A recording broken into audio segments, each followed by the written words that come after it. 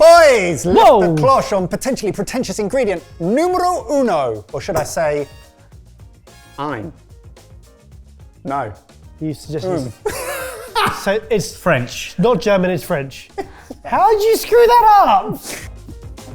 Voila! Yeah, that's right, smell. I need to know what you're smelling because it's part of the Guessing- selling points. It must be slightly alcoholic Correct. because you don't know this for sure. My nose says I think it is correct. He is correct, annoyingly. Now taste it. Oh, it's smoother than I was does. expecting. Okay, what are you? Hello everyone, today our Chef Ben and Normal Barry are going to be tasting some potentially pretentious ingredients to see whether or not they like them, whether they think they're pretentious or not, and whether they think they're worth the price. To me, that's almost like a, don't hate me for this, it feels like a liqueur with a whiskey edge to it. Bon, Definitely sweet. it is a and liqueur. Syrupy and liqueur-like. It's not whiskey. No. But it's vegetal vibes. So it's definitely made, I think, from, I don't know, a vegetable or a fruit rather than a grain. Interesting. Interesting to hear you say that, because boys, this is Massonnet La Baguette liqueur. The Massonnet distillery is revolutionising the world of spirits with La Baguette, the first baguette liqueur in the world. Sorry. Inspired by French culinary heritage, this liqueur is part of a quest for originality and new flavours, offering a unique taste experience reminiscent of fresh, crusty bread. I think it's really lovely. Yeah. I don't think it's very bready. Because before I was doing it, I was in this cross between thinking kind of sake vibe, like almost rice, like fermented rice, as opposed to bread. But toasty flavour maybe, but bread? This came about when the creators were testing macerated unsold bread, which they then distilled into something similar and said produced astonishing results. So then refined the techniques and La Baguette was born. The thing I'm struggling with here is, what is the flavour of bread? And when you're trying to compete a very delicate flavour in bread with a strong alcohol, with so much sugar in it as well, liqueur, the flavour's always going to be lost. In the wine world, you're talking about kind of yeasty, toasty, brioche-y, bready. They're all good descriptors. Interesting, I don't get that from this. But I do get sweet, I do get boozy, and I do get delicious. Yeah, it's lovely. But when I couldn't pinpoint it, and I can't pinpoint it even now I know what it is. When you get flavoured liqueurs, they taste of what they say, like coffee, strawberry. Like they hit you in the face with that flavour first, followed by the alcohol. This has been sent in to us by Laurie. I'm really sorry if I've got your name wrong. From Paris. This was their suggestion. And what goes really well with bread? Butter. In France. En français. Ham, jamon, Jambon. Cheese. and cheese and bread. Fromage. Sorry, what? Oh, that does smell of cheese. Oh, it's a cheese? No. This is No. Massonnet's Roquefort Yeah. liqueur See, that actually smells of blue cheese. of blue cheese. Down the hatch. Can't. Barry. On its own, He doesn't like it. strong. But I can imagine that in a martini, which you wouldn't normally use a liqueur, you'd normally use a straight gin, maybe a dry martini. But actually, I dry. think that would be quite nice in a martini. I really can't put this face back. Yeah, but then you're not a fan of blue cheese, are you? Like strong blue cheese. It's quite impressive. So, right. I Does don't it like, taste sweet? Yeah, it's still very sweet. That is Luscious. horrendous, but at least it tastes of blue cheese. And therefore, I kind of respect it. Can I see the bottle? Oh God, how are they going to brand this one up? Oh, exactly how you think. Sheep's milk cheese, which is Roquefort. This actually won a gold medal award at the Grand Concours 2023 de Spiriti. And I think Barry's right. If you're going to make a liqueur, it needs to pack a punch of what's in it. I don't think the baguette one does. I do think the Roquefort, you either love it or you hate it. I quite like Roquefort. A bit like the strawberry gin liqueur we did. Making good use of leftover ingredients, sustainably, so they don't go to waste, which is what the bread one did. I kind of get it. And combine them both, you've literally got a liquid lunch. Yeah. we're featuring mainly La Baguette, so let's talk about price. How much do you think we paid for La Baguette? So it's a 70 centilitre, 25%. So, I mean, tax on alcohol is done per ABV, so it's going to be slightly higher than perhaps our 20% gin. Yeah, I'd say like, it's kind of, in my head, I'm also starting a at bigger 20 bottle. quid. So I would say £35. I have no logic to argue with that, so I'm going to go with the same. 20 euros, and the Roquefort is 25 euros. The price, it seems reasonable for that bottle. It's definitely the blue cheese is definitely an experience, and the fruity blue cheese, worth a try. Well then, lads, the Massounet La Baguette Liqueur, pretentious or not? It comes with a story, which therefore, in my eyes, it makes it pretentious. But because the blue cheese one delivered on everything in flavour doesn't need a story, it's an experience, and that's what you're paying for, I've come back round to going not pretentious. It's acquired. I don't think it's pretentious, and I don't think they'll be drunk for quite some time. I don't think it's something that people will flock to, no matter how much sheep's cheese is in it. Very good. Gotcha. But also poker face. Yes, we could do poker face for that. This is a call out to every single one of you watching. Over the past few years, tens of thousands of you have joined us to watch our full weekend-long live stream shows. This time, we're going for something bigger. Yep, on the weekend of the 29th and 30th of June, we want to create the largest community-produced live show, which means we're going to need your help. Here's our concept so far. After a fishing trip hit stormy weather, the Sorted Food guys are washed up on a beach in an undisclosed location with nothing but the clothes they are wearing, some leftover food rations, and a building sense of trepidation. That's because the Sorted Food community and production team have planned an entire weekend of cooking trials, food challenges, and activities for the guys to take on completely live. Loads of you have given us some ideas, and we can now reveal the title of this show is going to be called Washed Up. It works on so many levels. Yeah, brilliant. Sorted Food are washed up. We have a beach and a cooking location, but now we need more of your input. What food, dishes, and ingredients would you love to see us cook with? What videos, challenges, and formats should we be doing? And we will be doing pass-it-ons, so we need some theme ideas for those too. So click the link below to submit your votes and ideas, and every single week between now and the live broadcast, there'll be a new way for you to help steer this into making the most exciting, entertaining, and fun, crazy thing we've ever done. Once again, the dates, 29th and 30th of June. Save them. Get stuck into the ideas survey below, and tickets are available now. Ding ding! Before any ideas have been made. This is terrifying. It's the right way to sell a show, though, Kind isn't of it? excited.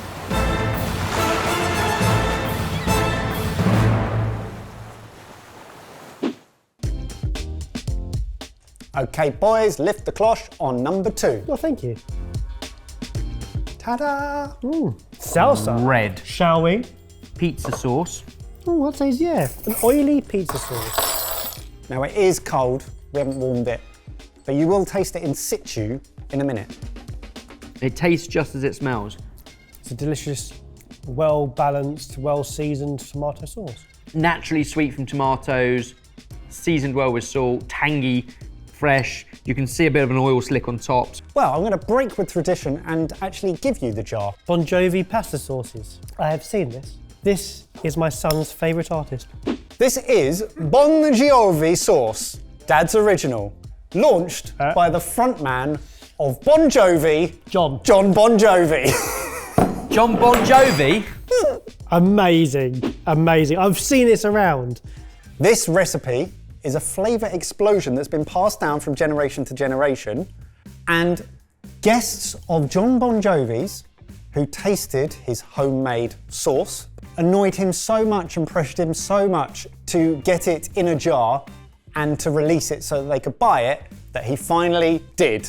What nationality is John Bon Jovi? American. So he's American. All of the label here is in German, and yet it's made in Italy. So John Bon Jovi's father was of Italian and Slovak ancestry. The name Bon Jovi, which is actually spelt correctly on the label, is only the band that's spelt almost phonetically. The surname comes from Sicily. Would you like to try it in a dish? Yeah. I mean, Traditional Italian dish. I mean, to be honest, it's good enough cold on a spoon, but yes. Great, let's do it. So you have a meatball gnocchi bake with the sauce running throughout. Get in. Yes. My face. Has it changed profile since being cooked? You lose a lot of the fresh tartness when it's laced with as much cheese, And get sweeter. but it's still delicious. I've never used jarred tomato sauce. Me neither. Like the ingredients list on this, there's a few more than things than just. Well, interestingly, it's got salt things and- like mushrooms in it as well. So it's got mushrooms and peppers and paprika as well as, but it's mostly 82% tomatoes. Yeah. A little bit of olive oil. How much do you think we paid for that jar? £6. Oh really? I'm going £5. £4.50 per jar. And John Bon Jovi insisted that if they were to jar this up and sell it, a proportion of each jar goes to charity. Question is though, is it pretentious or not? What I like is the fact that, yes, a celebrity with a huge history and like elite in their own field, which is definitely not food, they're able to do things like that and not charge a premium. And for that reason, not pretentious. It's a good sauce, but we're only talking about it because of his son. And there are lots of sauces that are as good that we're not talking about. Yeah. And therefore if it comes with a story, therefore it's making it a bit pretentious. And if it had been £9 because of that, pretentious. It's still the okay, same no, price right. as a good quality tomato Good sauce. logic. I think fair play. Even celebrities should be allowed to make sauces. Not pretentious. Lovely jubbly! Nice. Ingredient number 3, lift it. Hello. I mean, we've all seen melons before. It looks cantaloupe with a funny top. Yeah, I mean, that's how they grow. And I'm always amazed at how thin the vine is that huge melons grow on. It's got a royal seal of approval. It's got a crown. Musk. It's called a musk melon, and it doesn't smell very musky.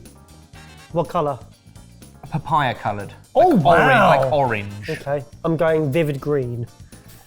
Oh, Oh! Okay, you're very correct with vivid green. Juicy, look at the juice coming off the knife. Wow, okay. Pass a spoon! Now I'm excited. Pass a spoon! I like ripe melons. Oh, it's so juicy. I'm Mike, going straight in. look how juicy this melon is. Wow. It's like a tap.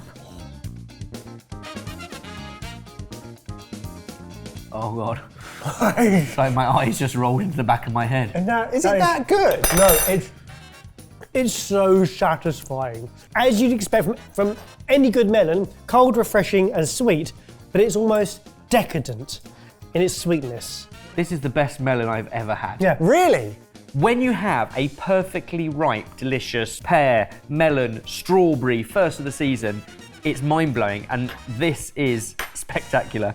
This is the Shizuoka Crown Melon, a premium fruit from Japan, prized for its succulent texture, sweet flavour, distinctive aroma, and has been presented to the Japanese royal family for decades and recognised as a very prestigious fruit in Japan, so much so, it was gifted to Queen Elizabeth II and received words of praise. Well, Mike, you're my queen. Okay. Tell me that's not the best melon you've ever had. Goodness. Isn't it? It's Like syrupy. it's so sensational. And every time I take a spoon, I can tap more off. I don't know where it keeps coming from. That is amazing. Look, right, okay, let me give you some insight into I don't care how much this is, it's not pretentious, it's the best thing I've ever had. Well, this is mad. So, the Shizuoka region is said to have the longest hours of sunlight in Japan, which is a reason behind the quality of the melon. However, in the greenhouses where these grow, everything is automated. So the windows automatically open and close by computers to ensure the perfect temperature and humidity. These are raised above the ground, unlike other melons, to ensure that they're separated from the soil. So the levels of the freshness, sugar content, flavour and ripeness are checked by dedicated examiners, and only melons that meet the required standards are shipped to destinations. What you explained happens with a lot of things. So tomatoes have automated greenhouses where humidity, temperature and windows are open and closed. Wheat and corn is not harvested from a field unless the sugar content and the water content is correct. Farmers are doing that all around the world. However, melons I've seen growing on the allotment that I had, not my allotment, a neighbour's allotment, hanging rather than growing flat on the floor. So I've heard that all before. I've still never had anything like it. Oh, stickiness. But I think that says more to the obsession with perfection. Oh, 100%. And then being able to deliver on that, knowing that there's a massive head start in the fact that where these are grown gets more sunlight than any other area in Japan. Boys, do you want to guess how much we paid for one, bearing in mind we have had this shipped? I don't understand. There's more juice in that bowl than there is melon space. If anyone can comment below with the physics of the Shizuoka melon for Ebbers, that would be greatly appreciated. We've been normalised to think that a melon is somewhere between £1 and £3. Stuff it. I'd pay £30 for this. I mean, that's a lot. I would. Like I would spend that much on a good bottle of wine. Yeah. However, Yeah. I think you probably paid £22. Oh, okay. We paid £65 Well, that is a two? lot for a melon. for one melon. One. For one melon. It's still the best melon, regardless of price. Well, lads, pretentious or not, It's not pretentious, but I'm trying to find a word for it. Exquisite, you said it. It's exquisite. It's absolutely exquisite. We've done enough of these to know that this isn't pretentious, but I think the rest of the world will be screaming that is pretentious and celebrate it for being so. well, we've got a banger. Have we still got room for another? You've got another cracker. I am way. so sticky. Everyone, come and smash this melon. Well, let's finish on a strong one, eh, boys? I mean, it can't get much stronger. Lift the cloche. Oh What my the heck? word. Now, are we talking salt crusted? It looks prehistoric. This is a salt-baked something, because you can Is tell it salt? Is it salt? it's been cooked, isn't it? It's burned to the outside. It's Baguette. been... No fashion tea. But is it sulphurous salt or is it just salt? Crack into it, lads. Okay, that'll do. What are you inside? Oh, we've got a different layer of salt. How deep does this... What are you doing? Have another little tap? It feels Chocolate Brothers, but it's not that. You're gonna have to go a bit more. Are we just? Is there something really Right, soft? there you go. Right, you're into it. The white is white. It's the white bit. Boys, this is Asin Tebuok, one of the rarest salts in the world. Asin Tebuok is often called dinosaur egg salt, so made in the Philippines on the island of Bohol, and they filter seawater through the ashes of charred coconut husks, so said to have smoky flavour and fruity undertones. By filling handmade clay pots with filtered seawater, whilst being carefully balanced over a fire and slowly evaporating the liquid until just the salt remains, topping up with more liquid as it reduces. The pot is then carefully broken at the bottom to reveal the salt. This hasn't been fully cracked, which is why we got you to do the first bit. That's the pot. That was the top. Oh, I thought it was an egg or a coconut. Yeah. So you've just taken the clay layer off. It's a very densely packed salt. And it is sulphurous. It is funky. It is like the black salt that we've had previously. Which almost tastes eggy. Egg, sulphury, but yeah, eggy. And you can see the way it shines and kind of got this really, you say like dense structure, so different to the soft like sea flakes. Described as having a sharp and smoky flavour with fruity undertones. Let's use some on some rice. So here you have some rice. Just grate over with a microplane. The salt can only be produced during the months of March to December due to the sea's salinity levels. And production takes around 3 months and only yields around 100 units. And it's also listed in the Ark of Taste International Catalogue of Endangered Heritage Foods by the Slow Food Foundation for Biodiversity. So what a privilege. Cheers. Do we run out of money for the main dish? Right, yes.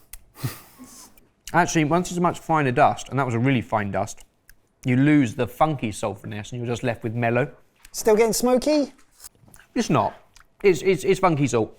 It's funky salt. But that is magical and should be carefully protected. This salt can't even be legally sold within the Philippines, within the country that it's been produced. Well, because it's protected. Because by Filipino law, salt must be iodized due to iodine deficiency in the population. So it Right. means the majority No idea that was a of thing. salt in the Philippines is imported. But that's the same the world over. A lot of our salt has been iodized as well. It's not necessarily wholly and entirely by law, but because it's not, huge percentages of our population, especially women, are iodine deficient. So in that sense, maybe they're doing something right for the population, but in doing so, not allowing something as precious as that is a crazy thought.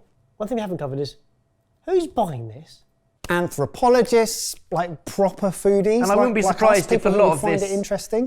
do sit in museums all over the world telling the story of salt. How much do you think we paid for the asin tibuok salt? £240. Okay. Wow. Yeah, the people who are making this aren't making this for money, are they?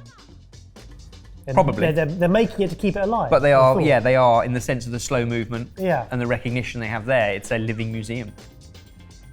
£500. Fill your baskets. $100, £78.56. They're really not making it for money. Well, at $100 or whatever that converts down to, I'm glad we could capture it and put it on the internet forever. In our own little living museum. Visited by hundreds of thousands of you guys. I think I know the answer to this question. Pretentious or not? I like the fact that for that 80 quid, you're contributing to keeping a tradition alive. I'm trying to think of another P word. I don't think it's pretentious. I think it looks prehistoric. If you're looking for another P word, it could be fascinating, but with a PH. Yeah. In fact, what Fabulous with the a pH PH. levels of that would actually be... Yeah, it's fabulous PH. Well, comment below, what did you make of that exceptional lineup of potentially pretentious ingredients? Let us know what you thought down below, and a massive thank you to everyone who contributed ideas for this episode. Please continue to do so in the comments, and we'll whip up a load for our next episode. One more thought. Oh, The comments say that after 14 years we're losing touch and that everything we're reviewing now is utterly pretentious. I just think we've almost changed that definition. have we? I think so.